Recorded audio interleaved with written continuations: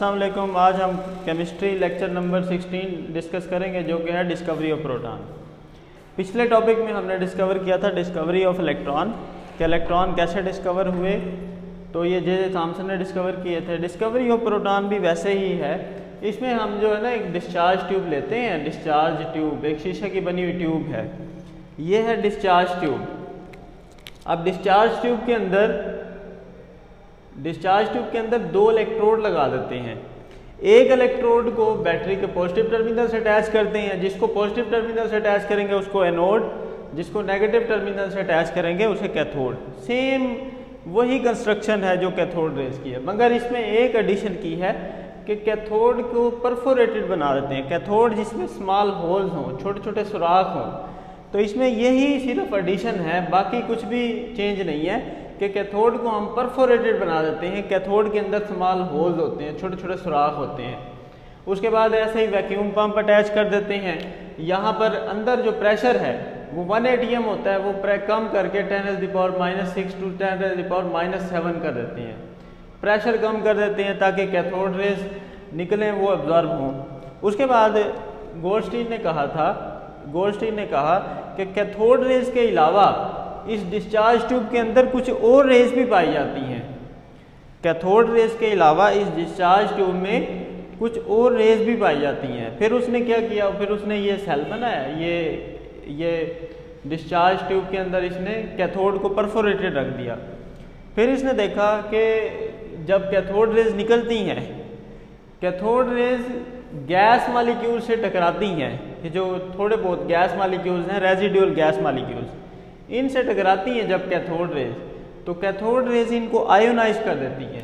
जब कोई भी गैस मालिक्यूल है, M is a gas molecule, जब इलेक्ट्रॉन्स कैथोड रेज से टकराएंगे तो M पर आ जाएगा पॉजिटिव चार्ज, यानी जब कैथोड रेज गैस मालिक्यूल से टकराएंगी तो गैस मालिक्यूल आयोनाइज हो जाएंगे, उससे पॉजिटिव रेज बनेंगी, उसे जो है ना पॉजिटिव रेज कहा जाता है। जो रेज बनेंगी उसे कहा जाता है पॉजिटिव रेज।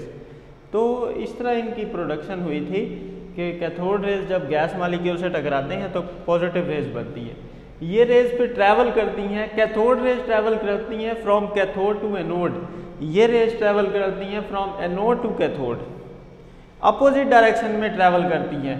अब अपोजिट डायरेक्शन में ये रेज जो है, जैसे फॉर एग्जांपल ये पॉजिटिव आयन बना, अब ये अपोजिट डायरेक्शन में मूव करेगा।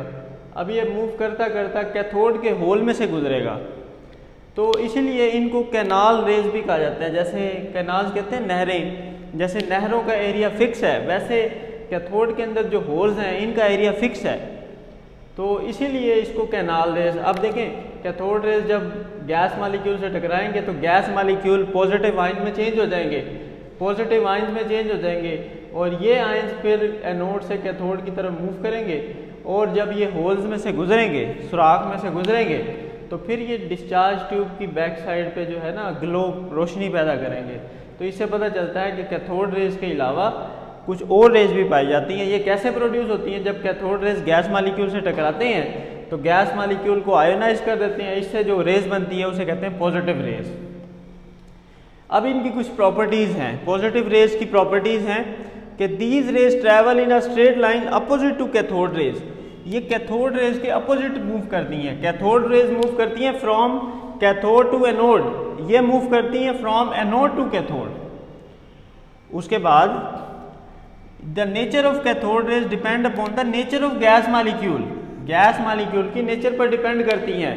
अगर हाइड्रोजन गैस होगी तो अलग टाइप की रेज बनेगी, हाइड्रोजन की रेज बनेगी H+ आयन प्लस 2 इलेक्ट्रॉन।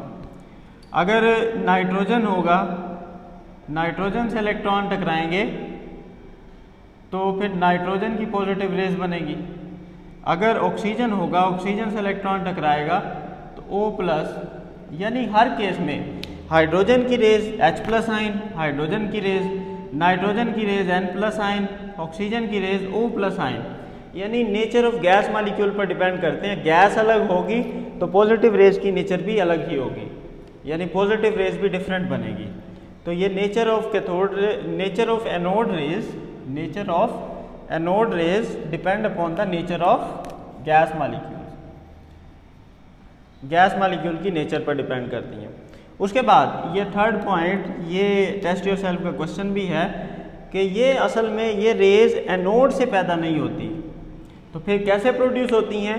जब कैथोड रेज गैस मालिक्यूल, जो बचे कुचे मालिक्यूल्स होते हैं डिस्चार्ज ट्यूब के अंदर, जब कैथोड रेज उन गैस मालिक्यूल से टकराते हैं तो फिर उनको आयोनाइज कर देते हैं। जब आयोनाइज करते हैं तो जो पॉजिटिव रेज प्रोड्यूस होती हैं, इसके 4 नाम हैं। इस रेज के ना, इसे एनोड रेज भी कहा जाता है, इन रेज को एनोड रेज भी कहा जाता है, इन रेज को पॉजिटिव रेज भी कहा जाता है, इन रेज को कैनाल रेज भी कहा जाता है, और इन रेज को प्रोटॉन्स भी कहा जाता है। अब देखें इसको एनोड रेज क्यों कहते हैं? क्योंकि ये एनोड से कैथोड की तरफ मूव करती हैं, इसको एनोड रेज कहते हैं। पॉजिटिव रेज क्यों कहते हैं? क्योंकि इन पर पॉजिटिव चार्ज है।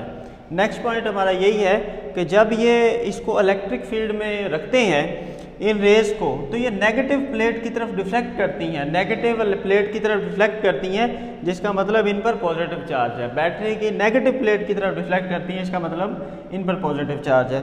इनका तीसरा नाम है कैनाल रेज, क्योंकि ये रेज जब प्रोड्यूस होती हैं तो कैथोड के होल्स में से गुजरती हैं। होल्स का एरिया फिक्स होता है, जैसे कैनाल्स का एरिया फिक्स होता है, तो इसीलिए इनको कैनाल रेज भी कहा जाता है। उसके बाद mass of these rays equal to the mass of proton और सिंपल मल्टीपल ऑफ इट। इन रेज का मास प्रोटॉन के मास के इक्वल होता है या उसका सिंपल मल्टीपल होता है। जैसे फॉर एग्जांपल हाइड्रोजन के केस में, हाइड्रोजन देखें, हाइड्रोजन की जो पॉजिटिव रेज है, हाइड्रोजन से जो H+ आयन बनेगा, पॉजिटिव रेज बनेगी, इसकी चार्ज टू मास रेशो सबसे ज़्यादा होगी, इसका चार्ज टू मास रेशो सबसे ज़्यादा होगा। और जैसे नाइट्रोजन की जो रेज बनेगी उसका चार्ज टू मास रेशो कम होगा, या चार्ज टू मास रेशो कह सकते हैं, या मास टू चार्ज रेशो कह सकते हैं। अब हाइड्रोजन का मास 1 है, चार्ज भी 1 है, 1/1 1। इसी तरह नाइट्रोजन का मास जो है वो 14 है, इस पर चार्ज +1 है, तो 14 charge to mass ratio E/m value 1/14। तो E/m वैल्यू हाइड्रोजन की सबसे ज़्यादा होती है 1, चार्ज टू मास रेशो लें तो हाइड्रोजन की आती है 1, और 1/14 ये तो बहुत ही कम आएगी। या ऑक्सीजन की लें तो 1/16, वो भी बहुत कम आएगी। तो हाइड्रोजन की चार्ज टू मास रेशो सबसे ज़्यादा है, तो हाइड्रोजन को प्रोटॉन भी कहा जा सकता है। उसके बाद है discovery of neutron. Discovery of neutron क्या है? अच्छा, रदरफोर्ड एक साइंटिस्ट था, उसने कहा, उसने एक पेशन गोई की, उसने सजेशन दी कि न्यूक्लियस में प्रोटॉन्स के अलावा कुछ और पार्टिकल्स भी पाए जाते हैं। उसने एक सजेशन दी थी कि रदरफोर्ड ने, कि न्यूक्लियस, एटम के न्यूक्लियस में प्रोटॉन्स के अलावा कुछ और पार्टिकल्स भी पाए जाते हैं। अब सारे साइंटिस्ट इस सर्च में लग गए कि वो कौन से पार्टिकल्स होंगे। फिर 1932 में अचानक एक एक्सपेरिमेंट किया हुआ जेम्स चैडविक से। उसने बेरिलियम जो न्यूक्लियस है उस पर हीलियम या अल्फा पार्टिकल्स, इन्हें कहते हैं अल्फा पार्टिकल्स की बम्बार्डमेंट की जब बेरिलियम पर, तो बेरिलियम चेंज होकर कार्बन में चेंज हो गया, प्लस कुछ न्यूट्रल पार्टिकल्स इमिट हुए। इन न्यूट्रल पार्टिकल्स को न्यूट्रॉन का नाम दिया गया। फिर न्यूट्रॉन, इसकी प्रॉपर्टीज़ हैं, प्रॉपर्टीज़ ऑफ न्यूट्रॉन। न्यूट्रॉन पर कोई चार्ज नहीं होता, न्यूट्रॉन न्यूट्रल होते हैं, कोई चार्ज नहीं होता। जब इसको इलेक्ट्रिक और मैग्नेटिक फील्ड में से गुजारते हैं तो ये कहीं से डिफ्लेक्ट नहीं होते, इसका मतलब इन पर कोई चार्ज नहीं होता। दे आर हाईली पेनिट्रेटिंग, ये किसी भी चीज़ में से आसानी से गुजर सकते हैं, गुजर जाने की सलाहियत, penetrating. Mass of proton is equal to mass of neutron. Proton का मास न्यूट्रॉन के मास के बराबर होता है।